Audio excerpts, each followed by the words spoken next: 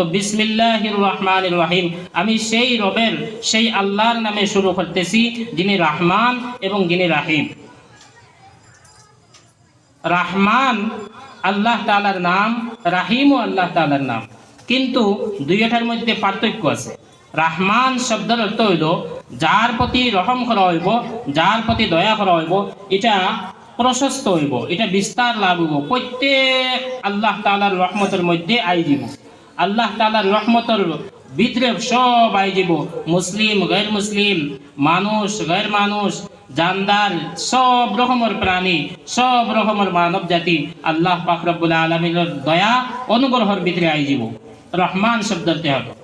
আর রাহিম শব্দের অর্থ হইল আল্লাহ পাকে যার উপরে দয়া করবা, যার প্রতি অনুগ্রহ রহম হইব, তার উপরে পরিপূর্ণ পরিপূর্ণ কামিল দয়া, কামিল অনুগ্রহ করা হইব।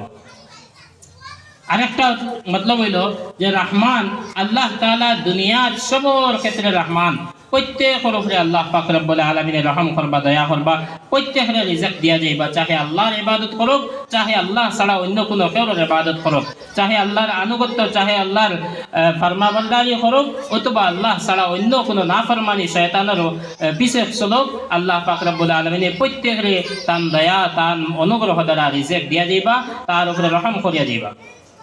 আর রহিম শব্দের অর্থ দয়ালু, তার অর্থ হইল যে আল্লাহ পাক রব্বুল আলামিন আখিরাতের মধ্যে শুধুমাত্র মুমিন বান্দা যারা হইবা তাদের ক্ষেত্রে আল্লাহ পাক রব্বুল আলামিন দয়ালু।